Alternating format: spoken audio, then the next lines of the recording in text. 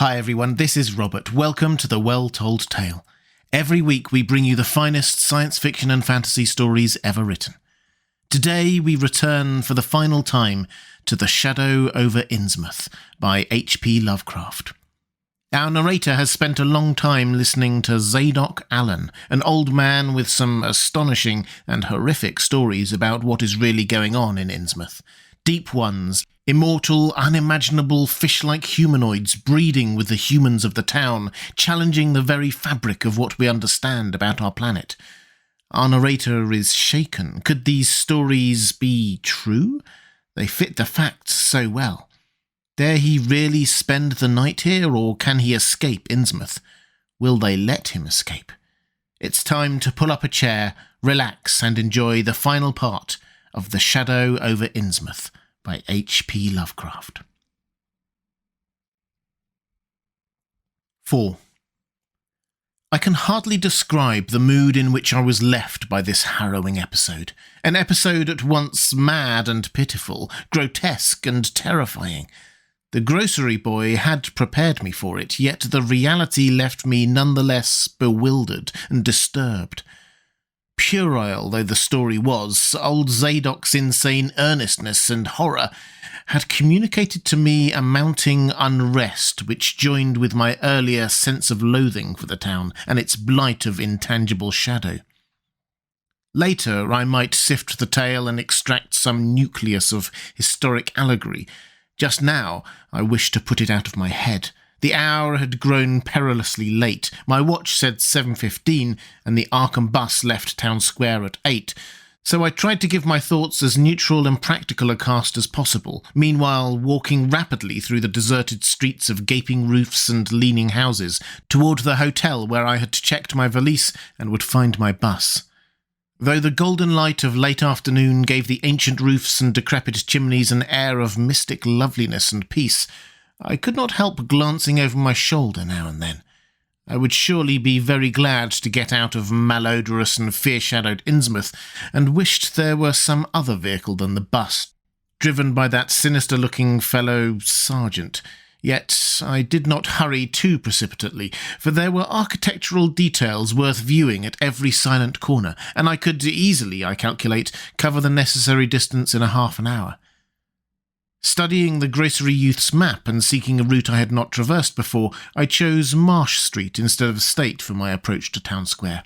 Near the corner of Fall Street, I began to see scattered groups of furtive whisperers, and when I finally reached the square, I saw that almost all the loiterers were congregated around the door of the Gilman house. It seemed as if many bulging, watery, unwinking eyes looked oddly at me as I claimed my valise in the lobby, and I hoped that none of these unpleasant creatures would be my fellow passengers on the coach.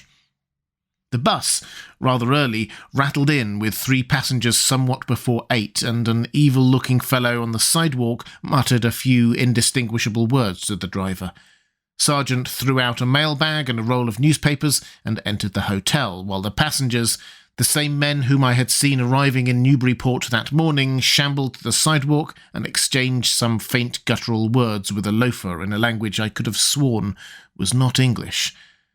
I boarded the empty coach and took the same seat I had taken before, but was hardly settled before Sergeant reappeared and began mumbling in a throaty voice of peculiar repulsiveness. I was, it appeared, in very bad luck. There had been something wrong with the engine, despite the excellent time made from Newburyport, and the bus could not complete the journey to Arkham. No, it could not possibly be repaired that night, nor was there any other way of getting transportation out of Innsmouth, either to Arkham or elsewhere. Sergeant was sorry, but I would have to stop over at the Gilman. Probably the clerk would make the price easy for me, but there was nothing else to do. Almost dazed by this sudden obstacle, and violently dreading the fall of night in this decaying and half-unlighted town, I left the bus and re-entered the hotel lobby, where the sullen, queer-looking night clerk told me I could have room 428 on next the top floor, large but without running water, for $1. Despite what I had heard of this hotel in Newburyport, I signed the register, paid my $1, let the clerk take my valise, and followed that sour, solitary attendant up 3 creaking flights of stairs, past dusty corridors which seemed wholly devoid of life. My room, a dismal rear one with 2 windows and bare, cheap furnishings, overlooked a dingy courtyard otherwise hemmed in by low, deserted brick blocks, and commanded a view of decrepit, westward-stretching roofs with a marshy countryside beyond. At the end of the corridor was a bathroom, a discouraging relic with ancient marble bowl, tin tub, faint electric light, and musty wooden panelling around all the plumbing fixtures.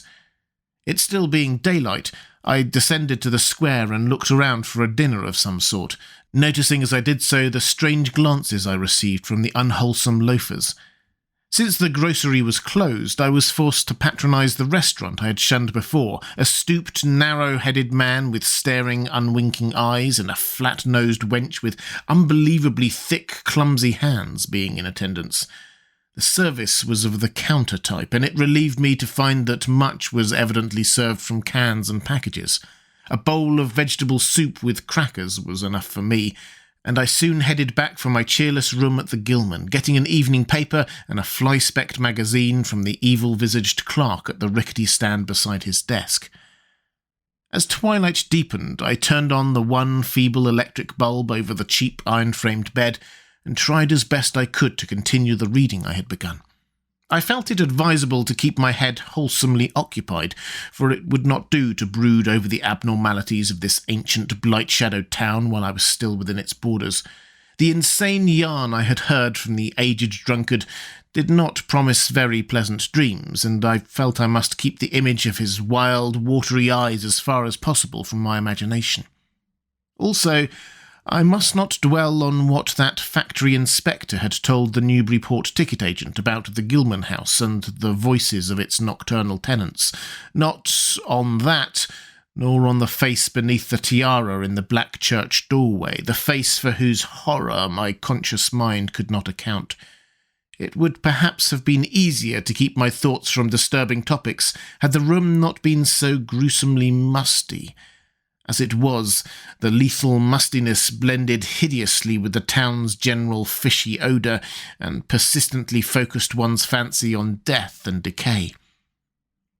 Another thing that disturbed me was the absence of a bolt on the door of my room. One had been there, as marks clearly showed, but there were signs of recent removal. No doubt it had become out of order like so many other things in this decrepit edifice. In my nervousness, I looked around and discovered a bolt on the clothes press, which seemed to be of the same size, judging from the marks, as the one formerly on the door. To gain a partial relief from the general tension, I busied myself by transferring this hardware to the vacant place with the aid of a handy 3-in-1 device, including a screwdriver, which I kept on my keyring. The bolt fitted perfectly, and I was somewhat relieved when I saw that I could shoot it firmly upon retiring. Not that I had any real apprehension of its need, but that any symbol of security was welcome in an environment of this kind.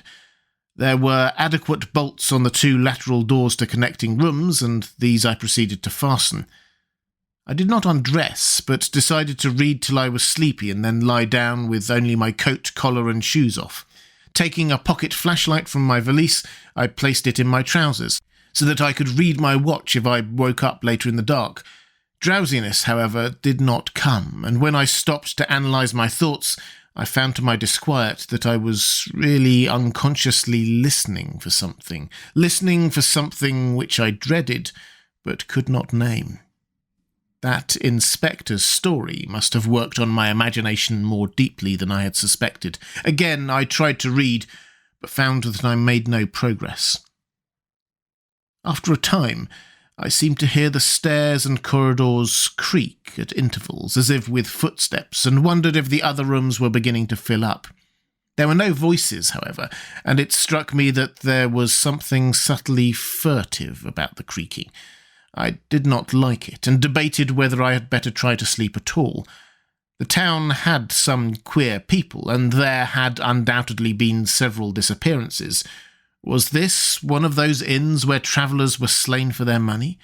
Surely I had no look of excessive prosperity, Or were the townsfolk really so resentful about curious visitors? Had my obvious sightseeing with its frequent map consultations aroused unfavourable notice? It occurred to me that I must be in a highly nervous state to let a few random creakings set me off speculating in this fashion, but I regretted nonetheless that I was unarmed. At length, feeling a fatigue which had nothing of drowsiness in it, I bolted the newly outfitted hall door, turned off the light, and threw myself down on the hard, uneven bed, coat, collar, shoes, and all. In the darkness, every faint noise of the night seemed magnified, and a flood of doubly unpleasant thoughts swept over me. I was sorry I had put out the light, yet was too tired to rise and turn it on again.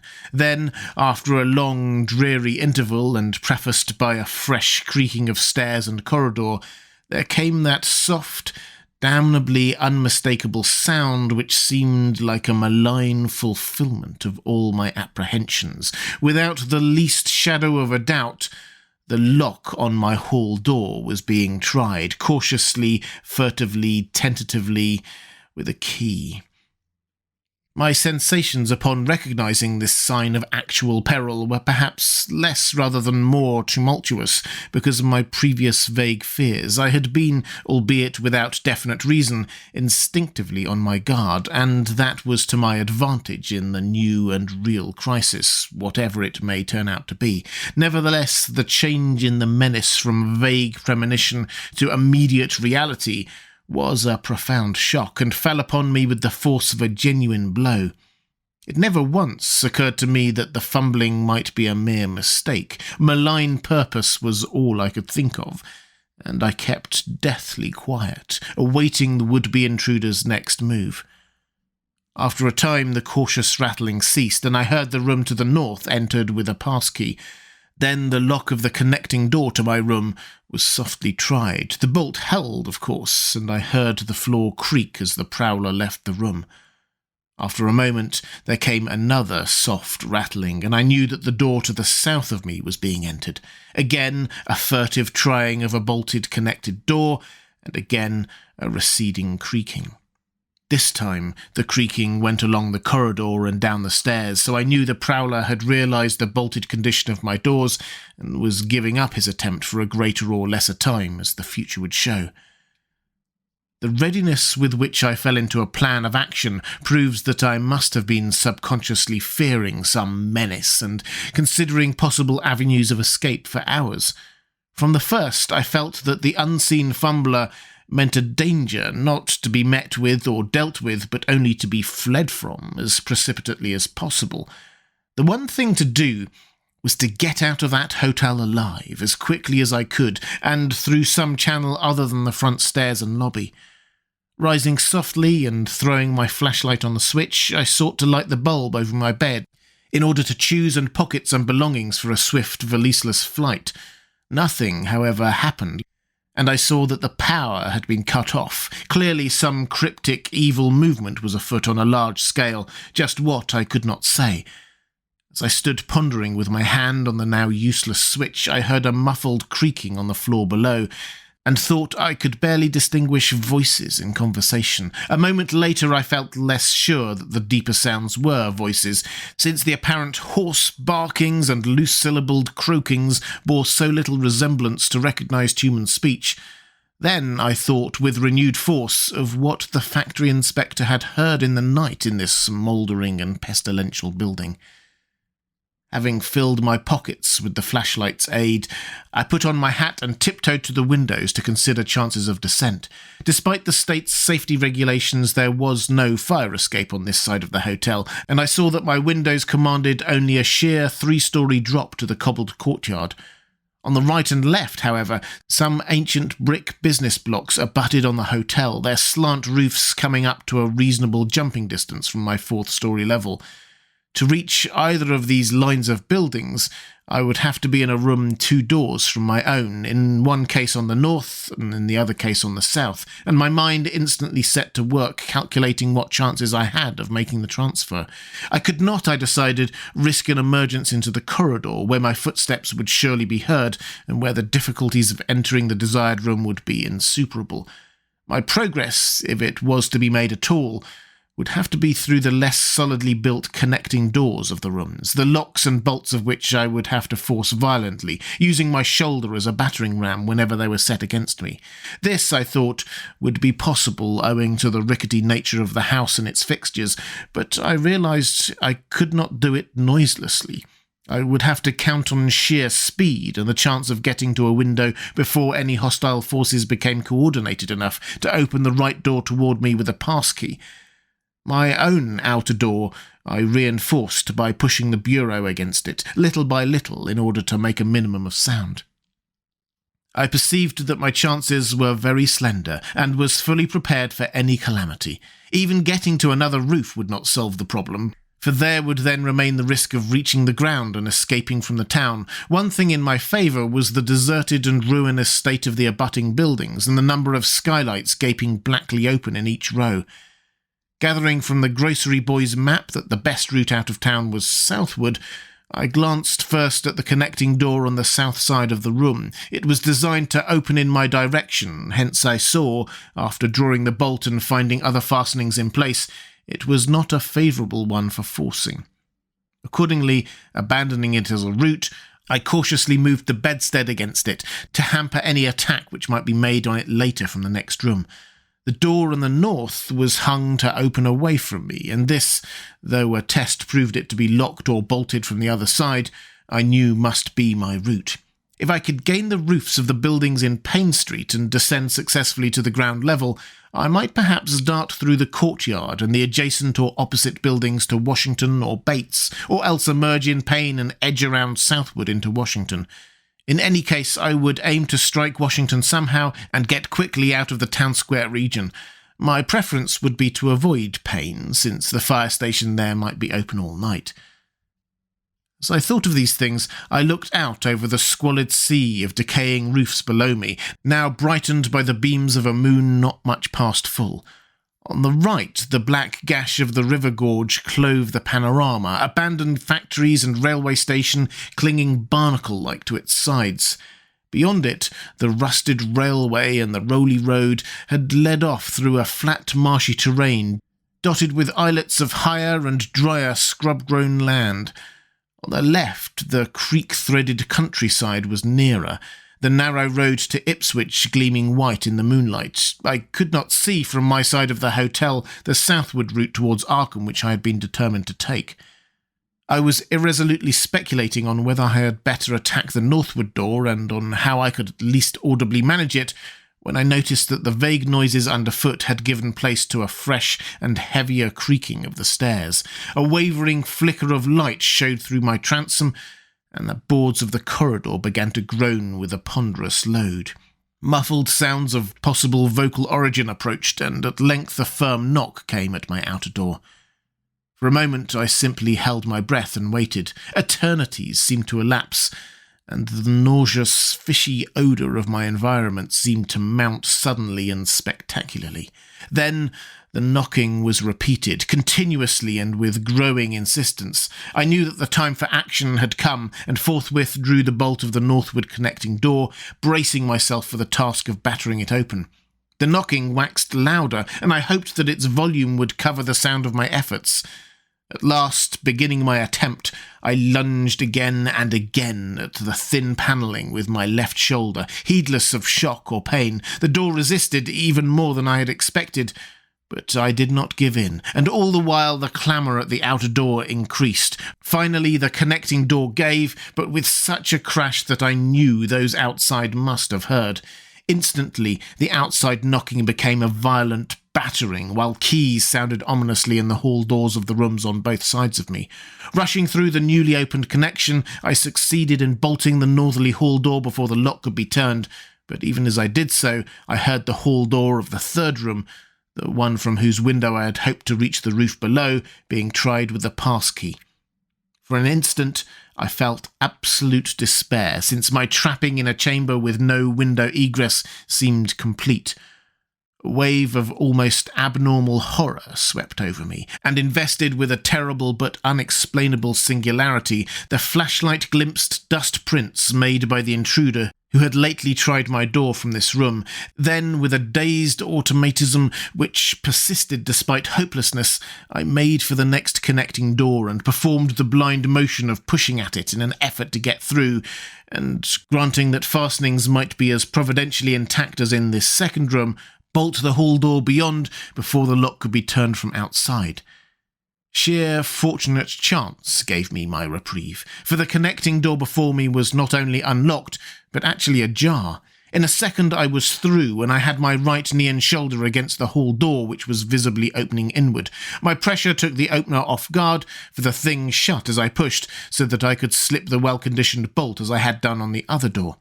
As I gained this respite, I heard the battering of the two other doors abate, while a confused clatter came from the connecting door I had shielded with the bedstead. Evidently the bulk of my assailants had entered the southerly room and were massing in a lateral attack. But at the same moment, a pass key sounded in the next door to the north, and I knew that a nearer peril was at hand. The northward connecting door was wide open, but there was no time to think about checking the already turning lock in the hall. All I could do was shut and bolt the open connecting door, as well as its mate in the opposite side, pushing a bedstead against the one and a bureau against the other, and moving a washstand in front of the hall door. I must, I saw, trust to such makeshift barriers to shield me till I could get out of the window and on the roof of the Payne Street block. But even in this acute moment, my chief horror was something apart from the immediate weakness of my defences. I was shuddering because not one of my pursuers, despite some hideous pantings, gruntings, and subdued barkings at odd intervals, was uttering an unmuffled or intelligible vocal sound. As I moved to the furniture and rushed towards the windows, I heard a frightful scurrying along the corridor towards the room north of me, and perceived that the southward battering had ceased. Plainly, most of my opponents were about to concentrate against the feeble connecting door, which they knew must open directly on me.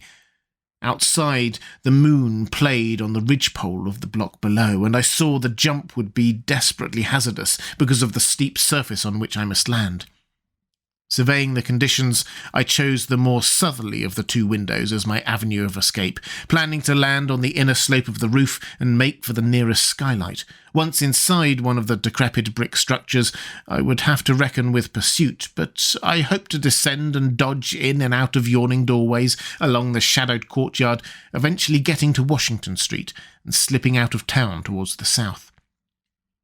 The clatter at the northerly connecting door was now terrific, and I saw that the weak panelling was beginning to splinter. Obviously, the besiegers had brought some ponderous object into play as a battering ram. The bedstead, however, still held firm, so that I had at least a faint chance of making good my escape. As I opened the window, I noticed that it was flanked by heavy velour draperies, suspended from a pole by brass rings, and also that there was a large projecting catch for the shutters on the exterior. Seeing a possible means of avoiding the dangerous jump, I yanked at the hangings and brought them down, pole and all, and then quickly hooking two of the rings in the shutter catch and flinging the drapery outside.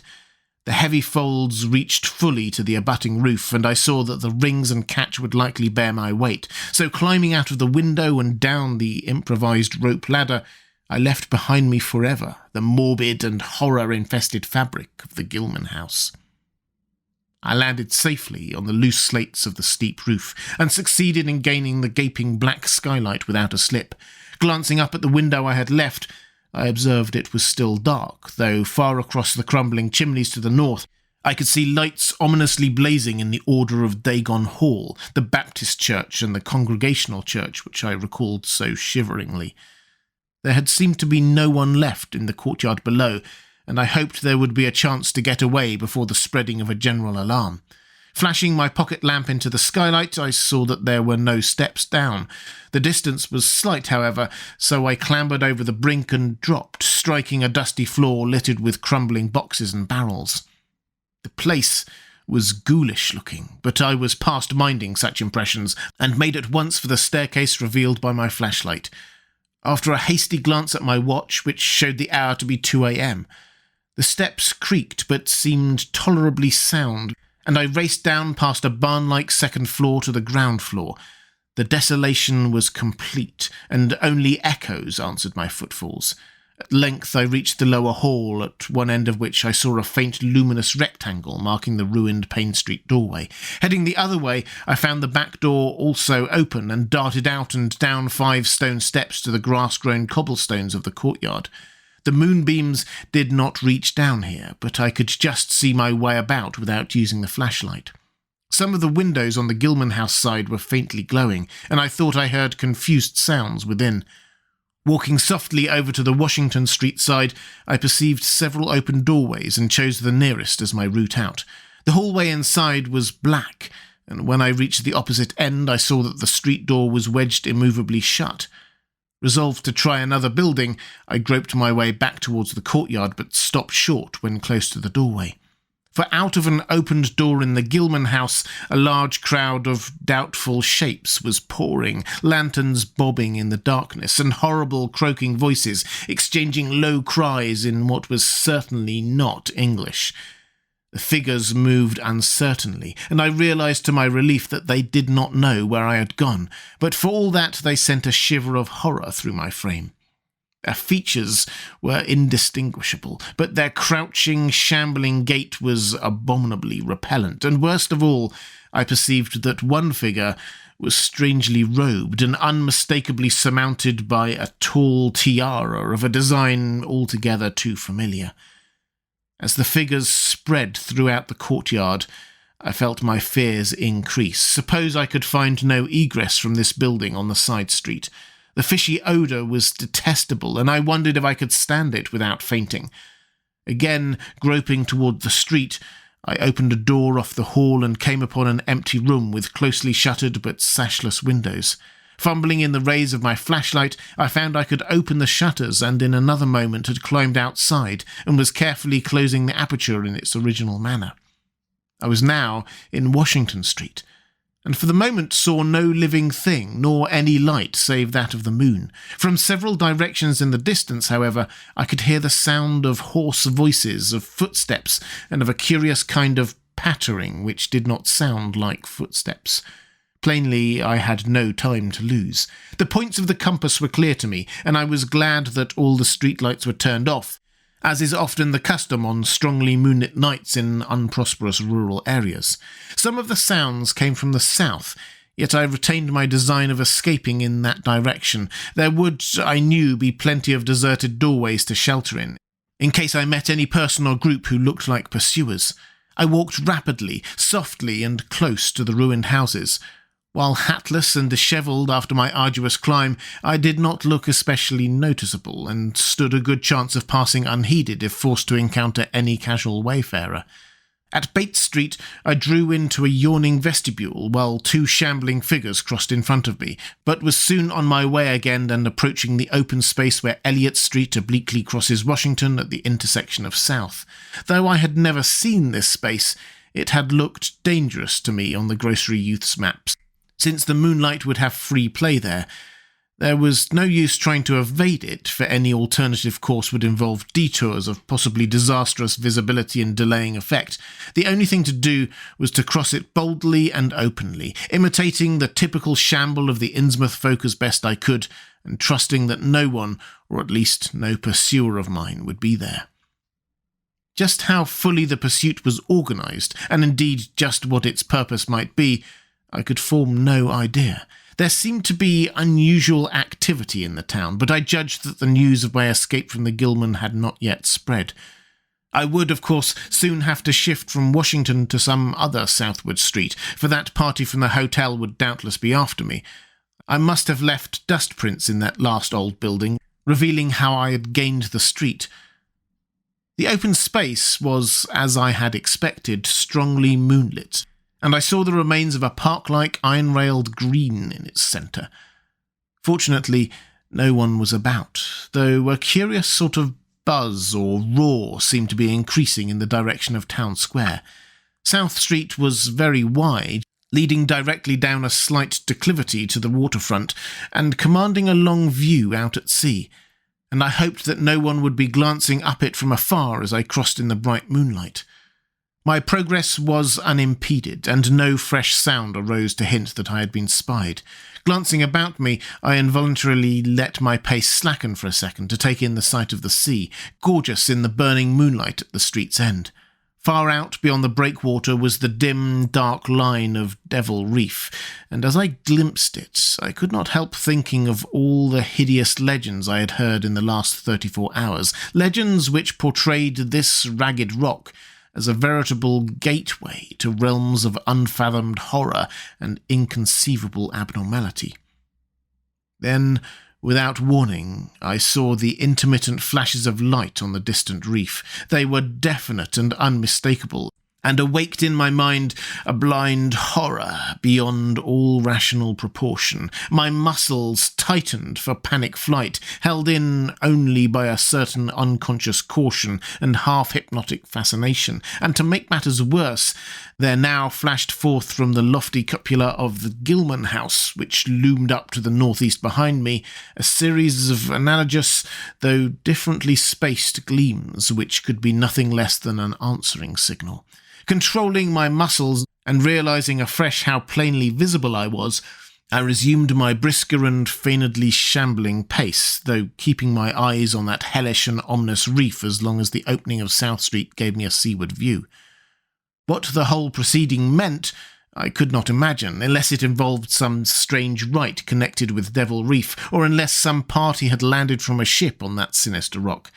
I now bent to the left around the ruinous green, still gazing towards the ocean as it blazed in the spectral summer moonlight, and watching the cryptical flashing of those nameless, unexplainable beacons. It was then that the most horrible impression of all was borne in on me.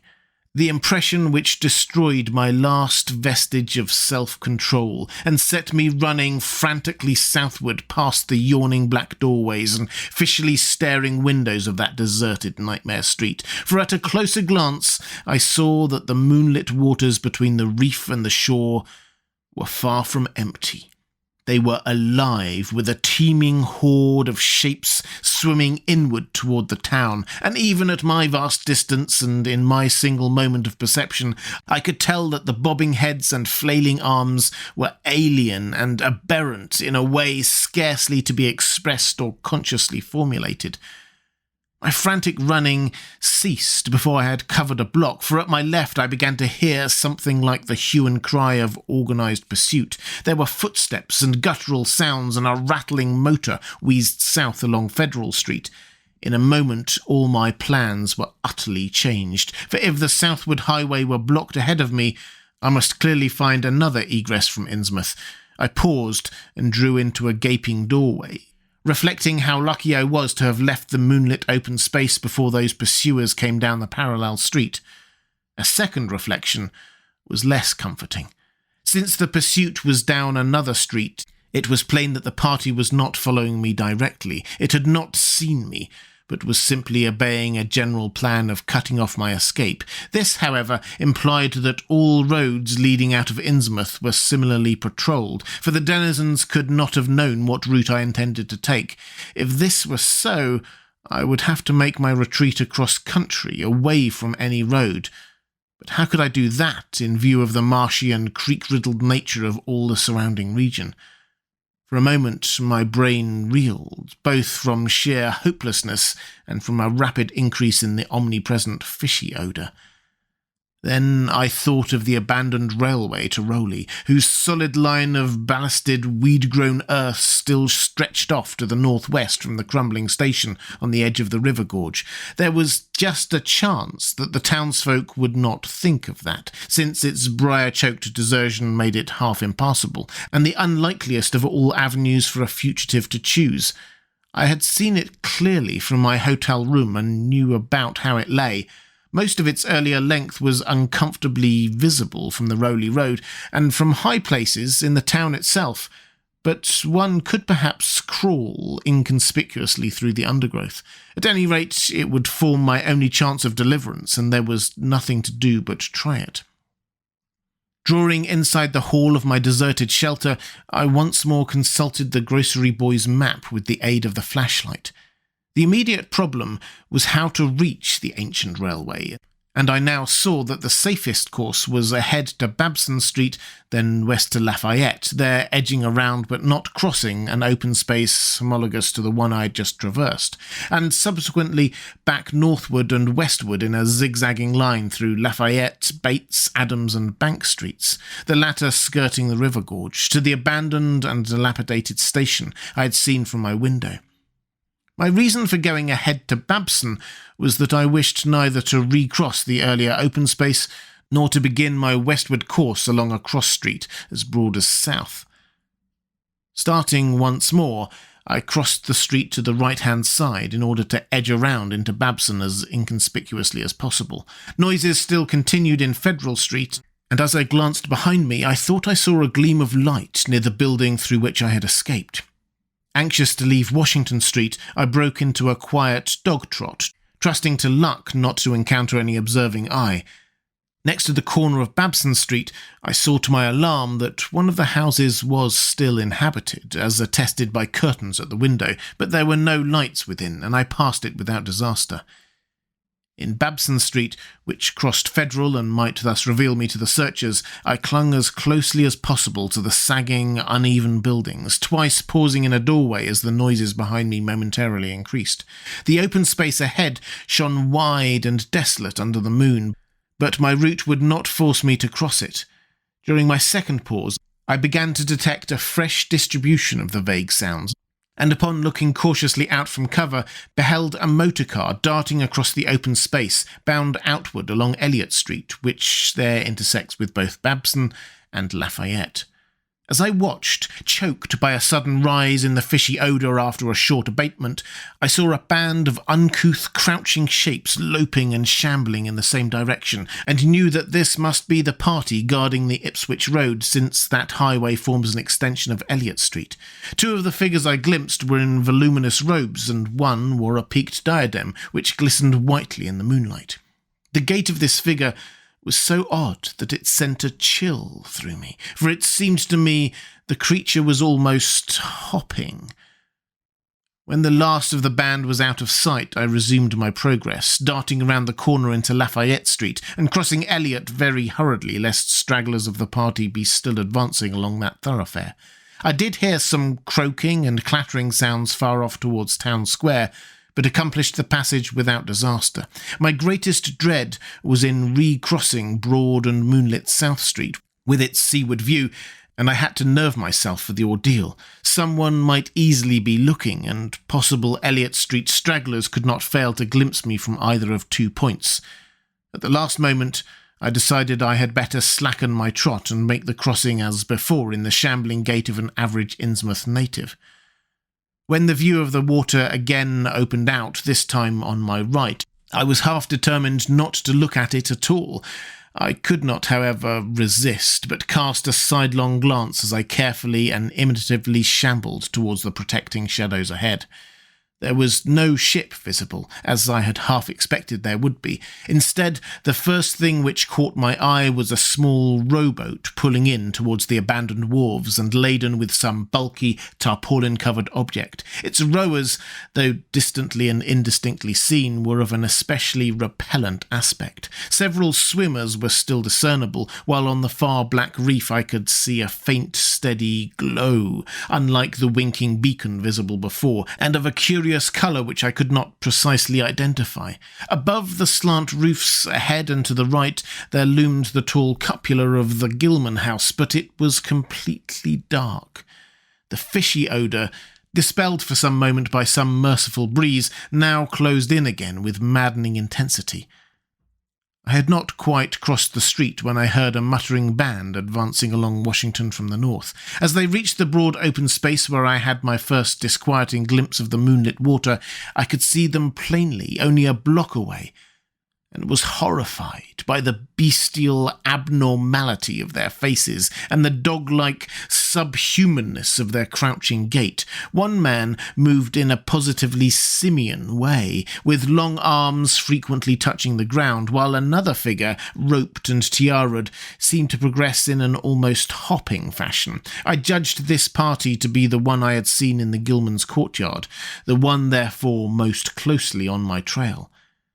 As some of the figures turned to look in my direction, I was transfixed with fright, yet managed to preserve the casual, shambling gait I had assumed. To this day, I do not know whether they saw me or not.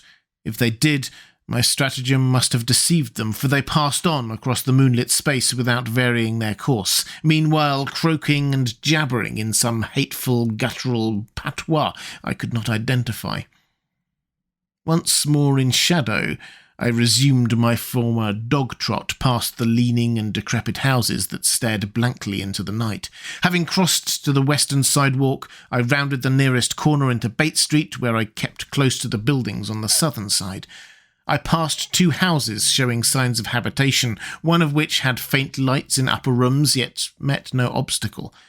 As I turned into Adams Street, I felt measurably safer, but received a shock when a man reeled out of a black doorway directly in front of me. He proved, however, too hopelessly drunk to be a menace, so that I reached the dismal ruins of Bank Street warehouses in safety. No one was stirring in that dead street beside the river gorge, and the roar of the waterfalls quite drowned my steps. It was a long dog-trot to the ruined station, and the great brick warehouse walls around me seemed somehow more terrifying than the fronts of private houses. At last I saw the ancient arcaded station, or what was left of it, and made directly for the tracks that started from its further end. The tracks were rusty, but mainly intact, and not more than half the ties had rotted away. Walking or running on such a surface was very difficult, but I did my best, and on the whole made very fair time. For some distance the line kept on along the gorge's brink, but at length I reached the long covered bridge where it crossed the chasm at a dizzy height.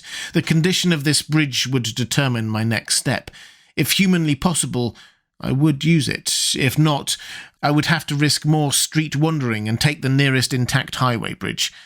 The vast, barn-like length of the old bridge gleamed spectrally in the moonlight, and I saw that the ties were safe for at least the first few feet within. Entering, I began to use my flashlight, and was almost knocked down by the cloud of bats that flapped past me. About halfway across, there was a perilous gap in the ties which I feared for a moment would halt me, but in the end I risked a desperate jump which fortunately succeeded. I was glad to see the moonlight again when I emerged from that macabre tunnel. The old tracks crossed River Street at grade and at once veered off into a region increasingly rural and with less and less of Innsmouth's abhorrent fishy odour. Here the dense growth of weeds and briars hindered me and cruelly tore my clothes, but I was none the less glad that they were there to give me concealment in case of peril. I knew that much of my route must be visible from the Rowley Road. The marshy region began very shortly, with the single track on a low, grassy embankment where the weedy growth was somewhat thinner. Then came a sort of island of higher ground, where the line passed through a shallow open cut choked with bushes and brambles. I was very glad of this partial shelter, since at this point the Rowley Road was uncomfortably near, according to my window view. At the end of the cut, it would cross the track and swerve off to a safer distance, but meanwhile I must be exceedingly careful. I was by this time thankfully certain that the railway itself was not patrolled. Just before entering the cut, I glanced around me but saw no pursuer. The ancient spires and roofs of decaying Innsmouth gleamed lovely and ethereal in the magic yellow moonlight, and I thought of how they must have looked in the old days before the shadow fell.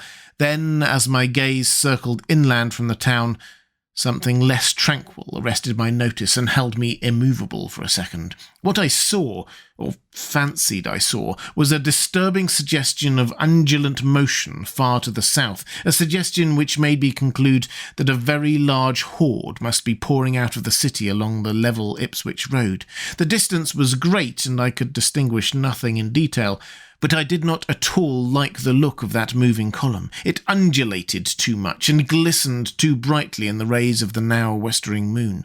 There was a suggestion of sound, too, though the wind was blowing the other way, a suggestion of bestial scraping and bellowing, even worse than the muttering of the parties I had lately overheard.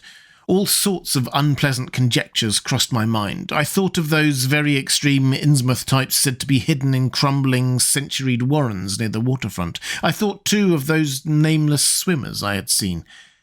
Counting the parties so far glimpsed, as well as those presumably covering other roads, the number of my pursuers must be strangely large for a town as depopulated as Innsmouth.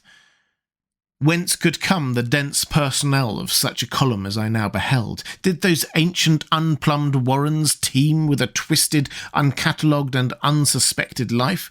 Or had some unseen ship indeed landed a legion of unknown outsiders on that hellish reef? Who were they? Why were they there? And if such a column of them was scouring the Ipswich road, would the patrols on the other roads be likewise augmented? I had entered the bush-grown cut and was struggling along at a very slow pace when that damnable fishy odour again waxed dominant. Had the wind suddenly changed eastwards so that it blew in from the sea and over to the town? It must have, I concluded, since I now began to hear shocking guttural murmurs from that hitherto silent direction. There was another sound, too, a kind of wholesale, colossal flopping or pattering, which somehow called up images of the most detestable sort. It made me think illogically of that unpleasant, undulating column on the far-off Ipswich road. And then both stench and sounds grew stronger, so that I paused shivering and grateful for the cut's protection. It was here, I recalled, that the Rowley Road drew so close to the old railway before crossing westward and diverging. Something was coming along that road, and I must lie low until its passage and vanishment in the distance. Thank heavens, these creatures employed no dogs for tracking, though perhaps that would have been impossible amidst the omnipresent regional odour. Crouched in the bushes of that sandy cleft, I felt reasonably safe, even though I knew the searchers would have to cross the track in front of me, not more than 100 yards away. I would be able to see them, but they could not, except by a malign miracle, see me. All at once, I began dreading to look at them as they passed. I saw the close, moonlit space where they would surge by and had curious thoughts about the irredeemable pollution of that space. They would perhaps be the worst of all Innsmouth types, something one would not care to remember. The stench waxed overpowering, and the noises swelled to a bestial babel of croaking, baying, and barking, without the least suggestion of human speech. Were these indeed the voices of my pursuers? Did they have dogs, after all? So far, I had seen none of the lower animals in Innsmouth. That flopping or pattering was monstrous. I could not look upon the degenerate creatures responsible for it. I would keep my eyes shut until the sounds receded towards the west. The horde was very close now, the air foul with their hoarse snarlings, and the ground almost shaking with their alien-rhythmed footfalls. My breath nearly ceased to come, and I put every ounce of willpower into the task of holding my eyelids down. I am not even yet willing to say whether what followed was a hideous actuality or only a nightmare hallucination. The later action of the government after my frantic appeals would tend to confirm it as a monstrous truth, but could not an hallucination have been repeated under the quasi-hypnotic spell of that ancient haunted and shadowed town? Such places have strange properties, and the legacy of insane legend might well have acted on more than one human imagination amidst those dread, stench-cursed streets and huddles of rotting roofs and crumbling steeples. Is it not possible that the gem of an actual contagious madness lurks in the depths of that shadow over Innsmouth? Who can be sure of reality after hearing things like the tale of old Zadok Allen? The government men never found poor Zadok, and have no conjectures to make as to what became of him. Where does madness leave off and reality begin? Is it possible that even my latest fear is sheer delusion? But I must try to tell what I thought I saw that night under the mocking yellow moon, saw surging and hopping down the Rowley Road in plain sight in front of me as I crouched among the wild brambles of that desolate railway cut. Of course, my resolution to keep my eyes shut had failed. It was foredoomed to failure, for who could crouch blindly while a legion of croaking, baying entities of unknown source flopped noisomely past, scarcely more than 100 yards away? I thought I was prepared for the worst, and I really ought to have been prepared considering what I had seen before. My other pursuers had been accursedly abnormal, so Should I not have been ready to face a strengthening of the abnormal element, to look upon forms in which there was no mixture of the normal at all? I did not open my eyes until the raucous clamour came loudly from a point obviously straight ahead. Then I knew that a long section of them must be plainly in sight where the sides of the cut flattened out and the road crossed the track, and I could no longer keep myself from sampling whatever horror that leering yellow moon might have to show. It was the end, for whatever remains to me, of life on the surface of this earth, of every vestige of mental peace and confidence in the integrity of nature and of the human mind. Nothing that I could have imagined, nothing even that I could have gathered as I credited old Zadok's crazy tale in the most literal way, would be in any way comparable to the demoniac, blasphemous reality that I saw, or believe I saw. I have tried to hint what it was in order to postpone the horror of writing it down baldly. Can it be possible that this planet has actually spawned such things, that human eyes have truly seen as objective flesh what man has hitherto known only in febrile fantasy and tenuous legend? And yet I saw them in a limitless stream, flopping, hopping, croaking, bleating, surging inhumanly through the spectral moonlight in a grotesque, malignant saraband of fantastic nightmare. And some of them had tall tiaras of that nameless whitish gold metal, and some were strangely robed, and one who led the way was clad in a ghoulishly humped black cloak and striped trousers, and had a man's felt hat perched on that shapeless thing that answered for a head. I think their predominant colour was greyish-green, though they had white bellies. They were mostly shiny and slippery, but the ridges of their back were scaly. Their forms vaguely suggested the anthropoid, while their heads were the heads of fish with prodigious bulging eyes that never closed. At the sides of their neck were palpitating gills, and their long paws were webbed. They hopped irregularly, sometimes on 2 legs and sometimes on 4. I was somehow glad that they had no more than 4 limbs. Their croaking, baying voices, clearly used for articulate speech, held all the dark shades of expression which their staring faces lacked. But for all of their monstrousness, they were not unfamiliar to me. I knew too well what they must be, for was not the memory of that evil tiara at Newburyport still fresh? They were the blasphemous fish frogs of the nameless design, living and horrible. And as I saw them, I knew also of what that humped, tiaraed priest in the black church basement had so fearsomely reminded me. Their number was past guessing. It seemed to me that there were limitless swarms of them, and certainly my momentary glimpse could have shown only the least fraction. In another instant, everything was blotted out by a merciful fit of fainting, the first I had ever had.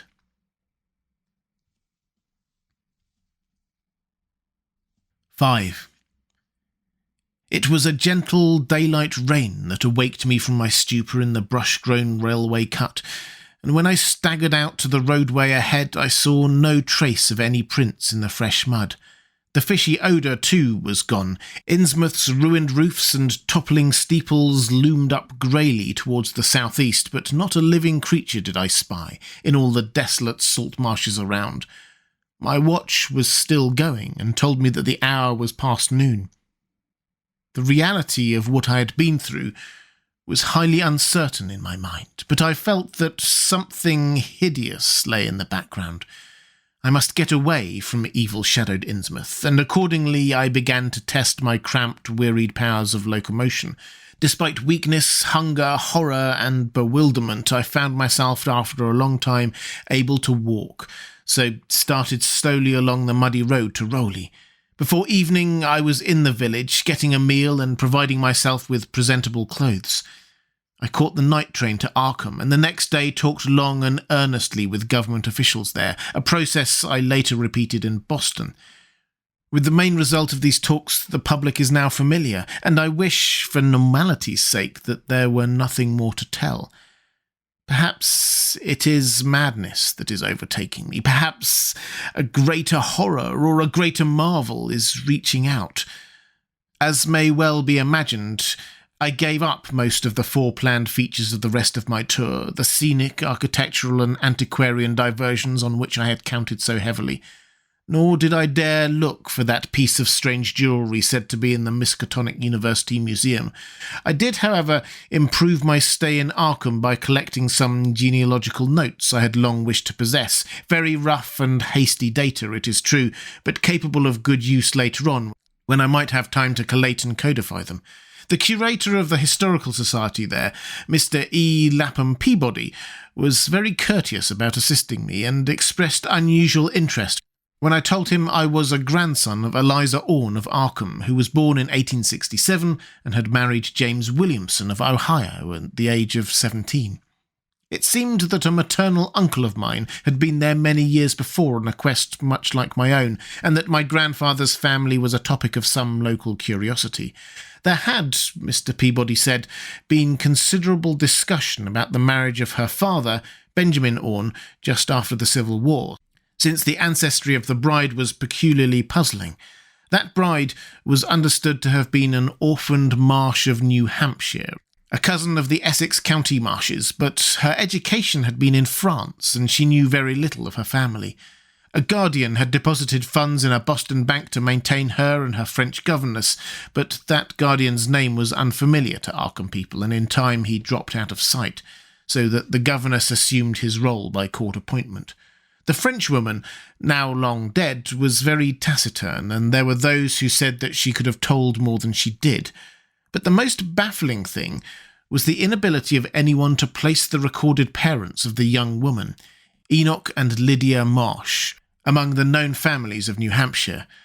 Possibly, many suggested, she was the natural daughter of some Marsh of prominence. She certainly had the true Marsh eyes. Most of the puzzling was done after her early death, which took place at the birth of my grandmother, her only child.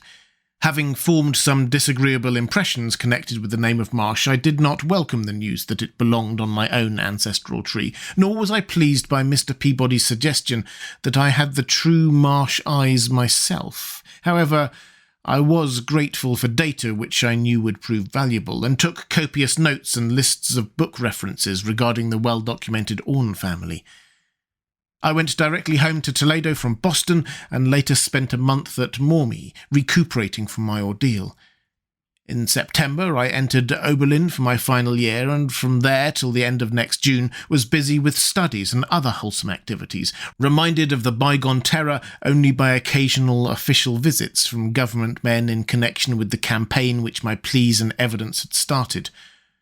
Around the middle of July, just a year after the Innsmouth experience, I spent a week with my late mother's family in Cleveland, checking some of my new genealogical data with the various notes, traditions and bits of heirloom material in existence there, and seeing what kind of connected chart I could construct.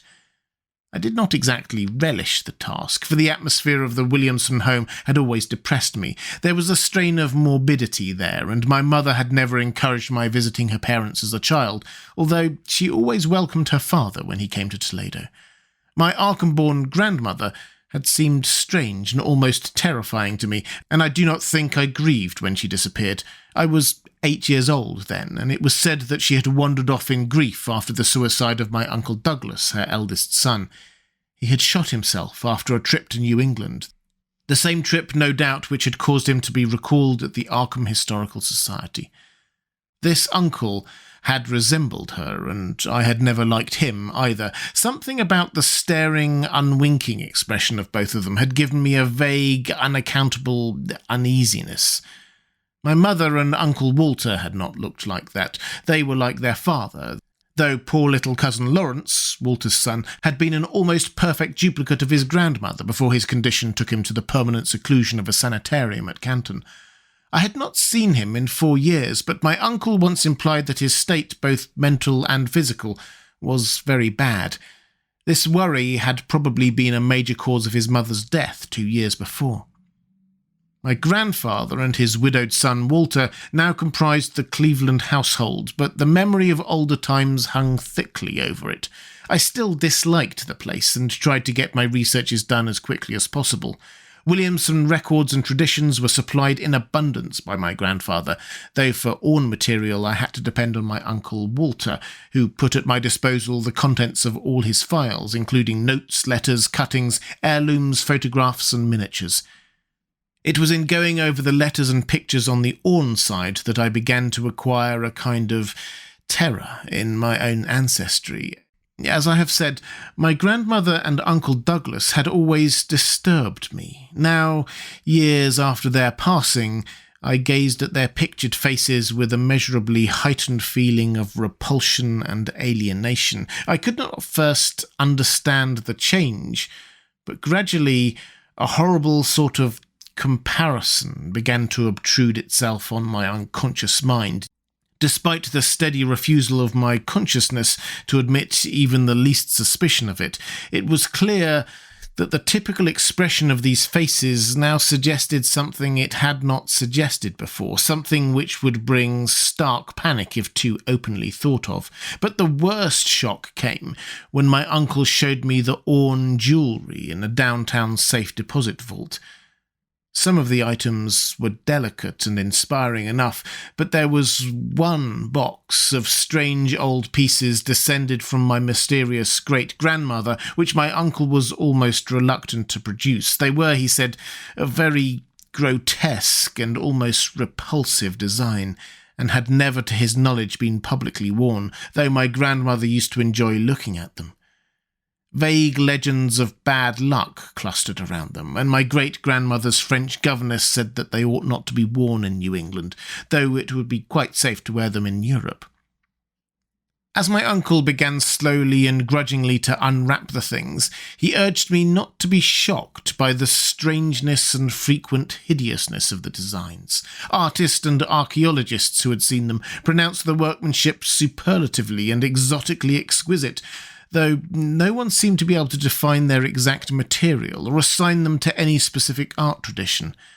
There were 2 armlets, a tiara and a kind of pectoral, the latter having in high relief certain figures of almost unbearable extravagance.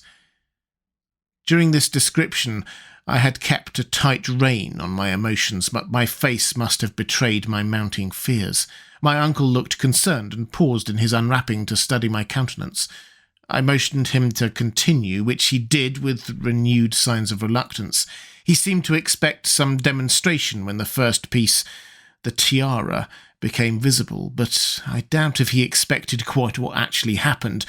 I did not expect it either, for I thought I was thoroughly forewarned regarding what the jewellery would turn out to be. What I did was to faint silently away, just as I had done in that briar-choked railway cut a year before. From that day on, my life has been a nightmare of brooding and apprehension, nor do I know how much is hideous truth and how much madness. My great-grandmother had been a Marsh of unknown source whose husband lived in Arkham, and did not old Zadok say that the daughter of Obed Marsh by a monstrous mother was married to an Arkham man through a trick? What was it the ancient toper had muttered about the likeness of my eyes to Captain Obed's? In Arkham, too, the curator had told me I had the true Marsh eyes. Was Obed Marsh my own great-great-grandfather? Who, or what, then, was my great-great-grandmother? Perhaps this was all madness. Those whitish gold ornaments might easily have been brought from some Innsmouth sailor by the father of my great-grandmother, whoever he was. And that look in the staring-eyed faces of my grandmother and self-slain uncle might be sheer fancy on my part, sheer fancy, bolstered up by the Innsmouth shadow which had so darkly coloured my imagination. But why had my uncle killed himself after an ancestral quest in New England? For more than 2 years, I fought off these reflections with partial success. My father secured me a place in an insurance office, and I buried myself in routine as deeply as possible. In the winter of 1930-31, however, the dreams began. They were very sparse and insidious at first, but increased in frequency and vividness as the weeks went by. Great watery spaces opened out before me, and I seemed to wander through titanic sunken porticos and labyrinths of weedy cyclopean walls with grotesque fishes as my companions. Then the other shapes began to appear, filling me with nameless horror the moment I awoke. But during the dreams, they did not horrify me at all. I was one of them, wearing their unhuman trappings, treading their aqueous ways, and praying monstrously at their evil sea-bottom temples. There was much more that I could remember, but even what I did remember each morning would be enough to stamp me as a madman or a genius if ever I dared write it down. Some frightful influence, I felt, was seeking gradually to drag me out of the sane world of wholesome life into the unnameable abysses of blackness and alienage, and the process told heavily on me. My health and appearance grew steadily worse, till finally I was forced to give up my position and adopt the static, secluded life of an invalid. Some odd nervous affliction had me in its grip, and I found myself at times almost unable to shut my eyes. It was then that I began to study the mirror with mounting alarm. The slow ravages of disease are not pleasant to watch, but in my case there was something subtler and more puzzling in the background. My father seemed to notice it too, for he began to look at me curiously and almost affrightedly. What was taking place in me? Could it be that I was coming to resemble my grandmother and Uncle Douglas? One night I had a frightful dream in which I met my grandmother under the sea. She lived in a phosphorescent palace of many terraces, with gardens of strange leprous corals and grotesque brachiite efflorescences, and welcomed me with a warmth that may have been sardonic. She had changed, as those who take to the water change, and told me she had never died. Instead, she had gone to a spot her dead son had learned about, and had leaped to a realm whose wonders, destined for him as well, he had spurned with a smoking pistol. This was to be my realm too. I could not escape it. I would never die, but would live with those who had lived since before man ever walked the earth. I met also that which had been her grandmother. For 80,000 years, had lived in Inmouth, and thither had she gone back after Obed Marsh was dead. Inmouth was not destroyed when the upper earth men shot death into the sea. It was hurt, but not destroyed. The deep ones could never be destroyed, even though the Paleogean magic of the forgotten old ones might sometimes check them. For the present they would rest, but someday, if they remembered, they would rise again for the tribute great Cthulhu craved. It would be a city greater than Innsmouth next time. They had planned to spread, and had brought up that which would help them, but now they must wait once more. For bringing the upper earthmen's death, I must do a penance, but that would not be heavy. This was the dream in which I saw a Shoggoth for the first time, and the sight set me awake in a frenzy of screaming. That morning the mirror definitely told me I had acquired the Innsmouth look. So far, I have not shot myself as my Uncle Douglas did. I bought an automatic and almost took the step, but certain dreams deterred me. The tense extremes of horror are lessening, and I feel queerly drawn towards the unknown sea deeps instead of fearing them. I hear and do strange things in sleep, and awake with a kind of exaltation instead of terror. I do not believe I need to wait for the full change as most have waited. If I did, my father would probably shut me up in a sanitarium as my poor little cousin is shut up. Stupendous and unheard-of splendours await me below, and I shall seek them soon. La, relay, Cthulhu Fanagan, la. No, I shall not shoot myself. I cannot be made to shoot myself. I shall plan my cousin's escape from that Canton madhouse, and together we shall go to marvel-shadowed Innsmouth. We shall swim out to that brooding reef in the sea, and dive down through black abysses to Cyclopean and many-columned Yananathlay, and in that lair of the deep ones we shall dwell, amidst wonder and glory, forever.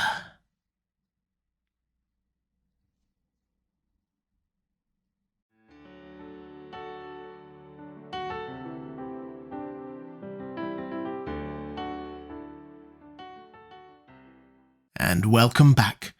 I hope you enjoyed The Shadow over Innsmouth. If you did enjoy it, then please consider supporting The Well Told Tale on Patreon at patreon.com/thewelltoldtale. There's a link in the description. I'll be back next week with a classic science fiction short story. I hope you can join me.